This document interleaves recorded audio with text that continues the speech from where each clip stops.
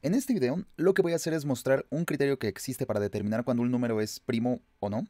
De hecho, existe porque es difícil encontrar un patrón en los números primos. Yo no me sé demasiados. Voy a anotar por aquí una lista de los que me sé de memoria, que son los primeros. Empezamos por el 2. Hay que recordar que el 1 no es un número primo. Después del 2 todos son impares, como pueden ver. Tenemos el 13, el 17, el 19. Saltamos del 23 hasta el 29. El 31, y esos son prácticamente todos los que me sé. Si me esfuerzo un poquito, pues a lo mejor puedo determinar que el 37 sería el siguiente número primo, pero en general no hay ninguna regla que nos determine cuál va a ser el siguiente. Y bueno, como ven, no son demasiados, son solamente los primeros y ni siquiera llego a un orden demasiado grande, llego a las primeras 3 decenas y hasta ahí. Tengo por aquí ya unos cuantos números preparados para mostrar la factorización en números primos y unos ejemplos de cómo podemos utilizar el criterio que voy a mostrar a continuación. El criterio funciona elevando cada uno de estos números primos al cuadrado. Por ejemplo, el 2 se convertiría en un 4, el 3 se convertiría en un 9, el 5 en un 25, el 7, que es el siguiente, elevado al cuadrado es 49, después tenemos 121, 169, y el 17, que siempre se me olvida, si no me equivoco, es 289. Me parece que sí, de todos modos lo verifico aquí. Ok, es correcto, 289. Ahí está. Entonces, yo podría ponerlos de frente, estas dos listas, y darme cuenta de que hay una correspondencia. La voy a dibujar a continuación para que se vea bien clarito. Al 2 le corresponde el 4, al 3 le corresponde el 9, al 5 el 25, al 7 el 49, al 11 el 121, al 13 el 169, al 17 el 289, y me voy a detener hasta aquí, porque ya no es necesario que siga haciendo más si estoy trabajando con números de un orden no demasiado grande. A continuación va a estar todo mucho más claro. Voy a dejar hasta aquí la lista de los cuadrados de los primos y voy a hacer la factorización de estos números de aquí. Voy a empezar con el 1128. Lo voy a tomar y voy a hacer su factorización en números primos para que todo quede ejemplificado. Como el último dígito es par, pues esto claramente se puede dividir entre 2. Y eso nos daría 500 más 60 y 4, 564. El último dígito sigue siendo par, podemos volver a dividir entre 2. Nos daría 282, hasta donde alcanzo a ver. Entre 2 nuevamente, 141, eso está muy fácil. El dígito, el último del de las unidades, ya no es par, entonces ya no podemos dividir entre 2. Aplicando el criterio del 3, que es simplemente sumar todos los dígitos, me doy cuenta que eso me da 6. 6 es múltiplo de 3, entonces este número sí se va a poder dividir entre 3. Pues lo divido. Aquí cabe 4 veces, me sobran 2, bajo el 1, caben 7, sobra un 0. Perfecto. Pues puedo dividir entre 3 y me da 47. Sale. Llegado a este punto, me doy cuenta que si hago 4 más 7, eso me da 11. El 11 ya no es múltiplo de 3, entonces ya no puede dividirse entre 3. El siguiente número que podría pensar es el 5, pero claramente 47 no se puede dividir entre 5 porque no acaba ni en 0 ni en 5.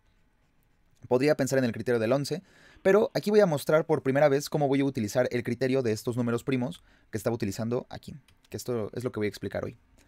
Los únicos candidatos para dividir al número 47, este número que tenemos aquí, van a ser los que sean menores en sus cuadrados al propio 47. El 49 ya no, ya se pasó. Obviamente, pues los demás tampoco. Entonces, los únicos candidatos que tenemos son estos tres, pero no son en sí mismo el 4, el 9 y el 25, sino estos tres que tenemos aquí, el 2, el 3 y el 5. Como el 2 ya me lo acabé, ya no puedo seguir dividiendo entre 2. El 3 ya comprobé que no se puede otra vez, y el 5 claramente tampoco se va a dejar, pues entonces la única conclusión que puedo sacar es que este número sí o sí tiene que ser primo. Y si se dan cuenta, ese es un número que yo ya no me sé, es un número mayor al 31, que es el último primo al que mi memoria tiene acceso. Sin embargo, yo sé que es primo. ¿Por qué? Por este criterio, por el criterio de los cuadrados de los primos, que me dice qué números son candidatos a ser divisores y cuáles no. Entonces, es un criterio bastante útil. Vamos a mostrarlo con otro ejemplo, digamos este, el del 2044. Lo escribo por acá y hago sus factores primos una vez más. Claramente se puede dividir entre 2, ese está muy fácil, nos da 1022. Lo vuelvo a dividir, también está muy fácil, 511. Y me doy cuenta que ya no se puede dividir entre 2, pues veo qué es lo que hago. Con el criterio del 3, 5 más 1 más 1, esto me da 7. no funciona. No funciona el criterio del 3. Me paso con el criterio del 5, no funciona porque no acaba ni en 0 ni en 5. Me paso con el criterio del 7. Si recuerdan, el criterio del 7 dice que tomo el último dígito, el de las unidades, lo duplico, convirtiéndolo en un 2, y se lo resto al número que queda sin las unidades. Entonces el 511, me copio el 51, la primera parte, y le resto el doble de las unidades, con lo que me da 49. Es bastante obvio que el 49 es múltiplo del 7. Aquí está, de hecho es su cuadrado. Entonces este número sí o sí se va a poder dividir entre 7. Pues lo hago. 511 entre 7. Aquí cabe 7 veces, me sobran 2, bajo el 1. Aquí cabe 3 veces, me sobran 0. Perfecto. Pues otro divisor es el 7. Me queda un 73. Y en este punto tal vez sea prudente o tal vez sea más adecuado, en vez de seguir intentando criterios, darme cuenta de cuáles son sus candidatos. Por ejemplo, llegamos hasta este punto. El 121 ya no, porque se pasa, el resto es obviamente lo mismo. Entonces los únicos candidatos van a seguir siendo estos 4. Como el 2, el 3 y el 5 ya me los agoté, solamente podría ser el 7. Pero este 73 pues no forma parte de la tabla del 7, porque 7 por 10 es 70. Eso es bastante fácil de ver. El siguiente número en la tabla del 7 será el 77. Y el 73 queda ahí justo en medio. Entonces, dado que el único posible candidato era el 7, y ya vimos que el 7 no es, la única explicación es que este número es primo. Y si se dan cuenta, pues es un número todavía mayor que el que yo ya tenía, el 47 en la anterior ocasión, en el ejemplo del 1128. Entonces yo así fácilmente puedo determinar que el 73 es primo también, y ese ya es mucho, mucho más grande de los que yo ya conocía o los que me sabía de memoria. Vamos a probar el otro, 3425. Vamos a ver, entre 2 no se puede. Aplicando el criterio del 3 me voy a dar cuenta que tampoco. El primer número que lo va a poder dividir es el 5, porque su último dígito es o 5 o 0. Pues veo, aquí cabe 6 veces, bajo un 4, bajo un 2, aquí cabe 8 veces, sobran 2, bajo un 5 y cabe 5 veces. Entonces dividiendo entre 5 me queda 685. Puedo volverlo a dividir entre 5. 685 entre 5. Aquí cabe una vez, sobra 1, bajo el 8. Aquí cabe 3 veces, sobran 3, bajo el 5. Y aquí cabe 7 veces. Muy bien. 137. Que es lo que me queda por acá. Ahora, puedo aplicar el criterio de una vez. Me doy cuenta de que ya no se va a poder dividir entre 5, ¿verdad? Porque ya no acaba ni en 0 ni en 5. El 9, pues tampoco, y el 2 tampoco, ya los probé.